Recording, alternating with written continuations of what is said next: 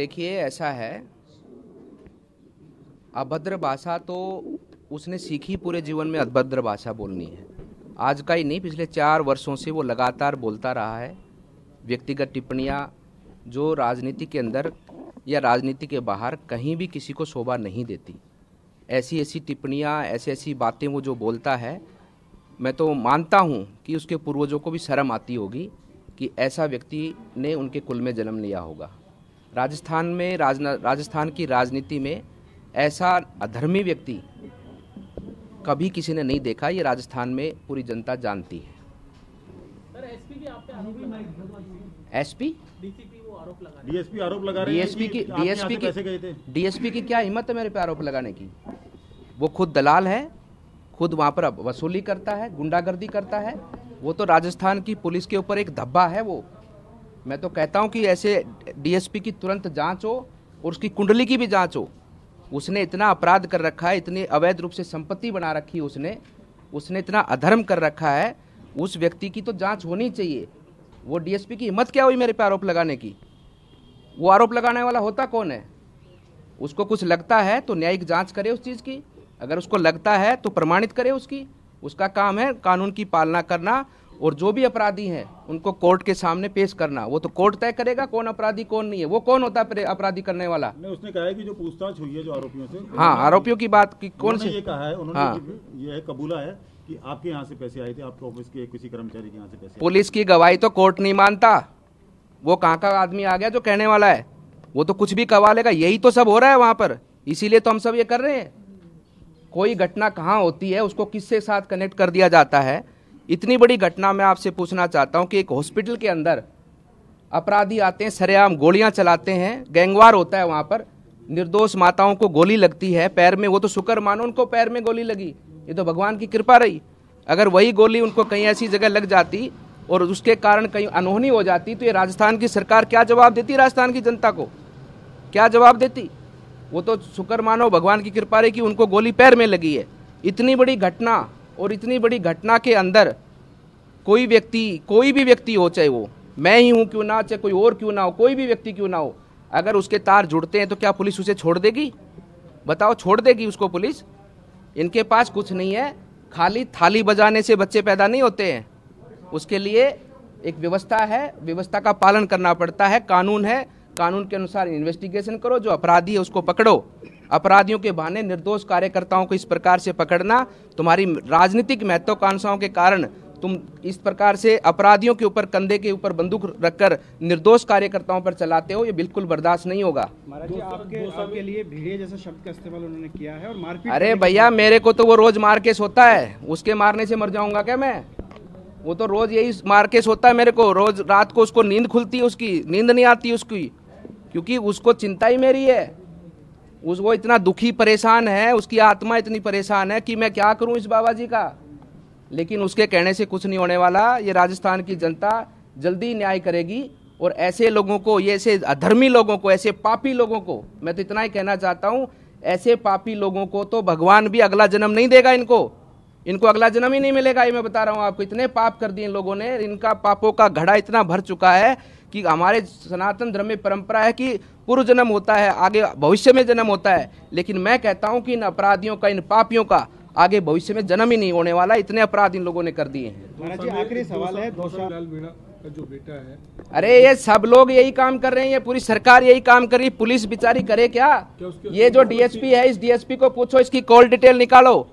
परसों घटना के दिन कितने फोन इसको आईजी साहब ने किए, कितने फोन इसको एसपी साहब ने किए, उनके फोन तक नहीं उठाए इसने। लगातार इस विधायक के फोन पर कॉन्फ्रेंस में संपर्क में था, इसके कान में ब्लूटूथ लगा हुआ था और फोन विधायक के लगातार चालू था, उनका फोन नहीं उठाया। संबंधित दूसरे डीएसपी ने, थाना एसएचओ ने इसकी एसपी साहब से 3 बार बात कराई है वहां पर, और जिन लोगों को पकड़ा उन लोगों को लॉकअप में भी डाल दिया इन लोगों ने। इस डीएसपी ने तो जो काम किया है, मैं फिर वही कहता हूं, ये पूरी जिंदगी भर ये अपने आप पे पश्चाताप करेगा कि जो इसने कल अधर्म और अन्याय परसों जो किया है ना, इस अधर्म और अन्याय का पश्चाताप इसके पूरे जीवन भर इसको भुगतना पड़ेगा, पूरे जीवन भर। महाराज जी, आखिरी सवाल है, क्या अरे पूरी सरकार से मांग लेना चाहिए। इस सरकार को कोई दायित्व तो नहीं जो किसानों से झूठ बोलकर यहाँ सत्ता पर बैठी, युवाओं को धोखा देकर सत्ता पर बैठी है। ये सरकार कहाँ इस कुर्सी पर बैठने के लायक है? पूरे राजस्थान को इन लोगों ने बेच दिया इन निर्दलीय विधायकों के चक्कर में। हर तरफ अवैध रूप से गुंडागर्दी, खनन, भूमाफिया। ये लोग आज पुलिस का काम क्या रह गया? किसी भी भूमाफिया की जमीन है उसको कब्जा करवाने का काम रह गया, कब्जा दिलवाने का काम रह गया। यही काम सब कर रहे हैं। सरकार की भूमि है, जो गोचर भूमि है, चाहे कृषि भूमि, चाहे सवाईचक भूमि है, उनके ऊपर अवैध रूप से कब्जा करवाने का काम रह गया। लूट रहे हैं राजस्थान की जनता को कांग्रेस के लोग, और तिजोरियां भर रहे हैं। उसकी राहुल गांधी की उसकी यात्रा का डीजल भरवा रही है कांग्रेस की सरकार, और कुछ नहीं करनी। लगातार प्रहार किया जा रहा है। अरे इन चीज़ों से हमको कोई फर्क नहीं पड़ता। ये ऐसे लोग कुछ भी बोलते रहेंगे।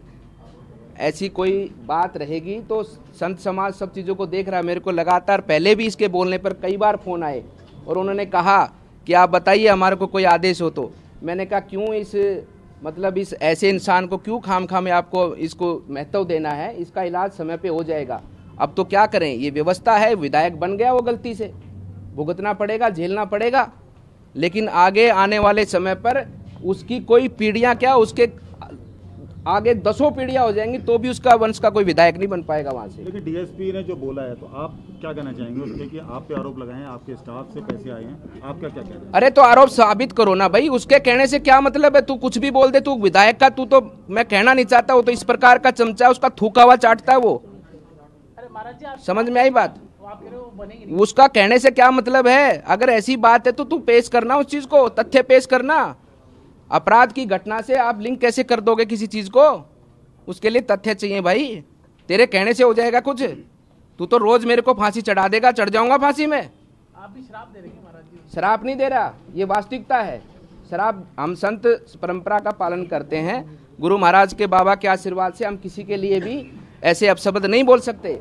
लेकिन एक बात जरूर बोलता हूं कि इन लोगों को शराब देने की जरूरत ही नहीं है। इनके कर्म ही इतने खराब हो चुके हैं कि भगवान देख रहा है, इनको नहीं मिलना पुनर्जन्म। और हमने तो परसों भी यही कहा था कि सबको मोक्ष की प्राप्ति होगी, जो लेना चाहे या ना लेना चाहे उसको भी हम मोक्ष की कामना कराएंगे। मोक्ष की कामना के बाद में दोबारा जन्म नहीं मिलता। महाराज जी, मारने पीटने की धमकी देना एक विधायक द्वारा, उसका क्या, वो तो रोज बोल रहा है ना मार केस होता है मेरे को। उसको नींद ही तो कहाँ आती है? मेरा डर, मेरा जो रूप है उसको रात को दिखता है। उसके परिवार वालों से पूछो, रात को एकदम से आंख से उठ के देखता हो बाबा जी आ गया, बाबा जी आ गया। ऐसे बहुत डरा हुआ है वो, बहुत ही कमजोर दिल का आदमी है। और वो कभी ना कभी, मैं तो मानता हूं कि कभी मैं उसके सामने आ गया तो कभी उसका हार्ट फेल ना हो जाए और मेरे पे दोष ना लग जाए, बस ये बात है। महाराज साहब, जल जीवन मिशन को लेकर आप अलवर में लगातार किस तरह की खामियां हैं? क्या घटिया पाइप का इस्तेमाल हुआ है? देखिए, बहुत बड़ा भ्रष्टाचार, उसका पर्दाफाश मैं करूंगा। बहुत बड़ा भ्रष्टाचार जल जीवन मिशन में राजस्थान सरकार कर रही है। पाइप, जो प्लास्टिक की पाइप है, उसके अंदर इतनी लो क्वालिटी की लगाई जा रही है। मैं तो लोगों से ये भी कहना चाहता हूं कि उस पाइप के जो द्वारा पानी आएगा वो जहरीला पानी है। प्लास्टिक की पॉलीथीन, जो केमिकल के ड्रम आते हैं, उनको गलाकर दोबारा से उस पाइप के अंदर बनाया जा रहा है। कल को वो केमिकल युक्त ड्रम का जो लिक्विड है उस पाइप के साथ, पानी के साथ मिलकर जनता के गले में जाएगा, उनके पेट में जाएगा। कितना बड़ा नुकसान होगा।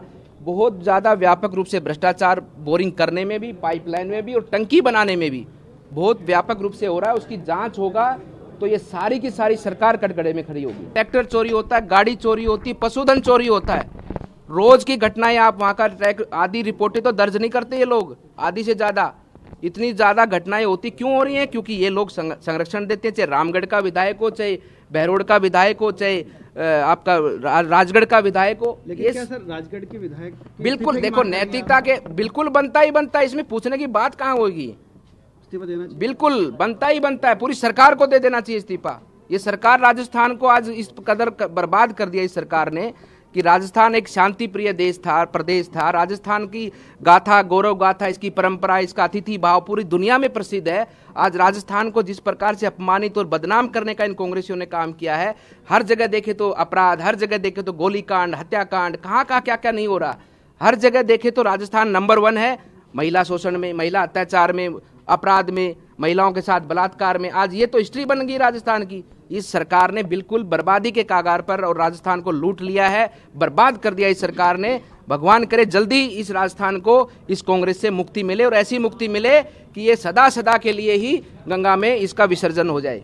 आपने तो कह दिया ना 8 महीने में मुख्यमंत्री वो बिल्कुल होगी, इसमें कोई इसमें संदेह ही नहीं। मुख्यमंत्री अशोक गहलोत ये कहते हैं हर जगह की गुड गवर्नेंस है, ये गुड गवर्नेंस है कि राजस्थान। अरे तो और क्या करेंगे ये लोग, अपने गीत खुद ही गाएंगे और कौन करेगा, इनका कोई गीत गाने वाला ही नहीं बचेगा आगे देखना।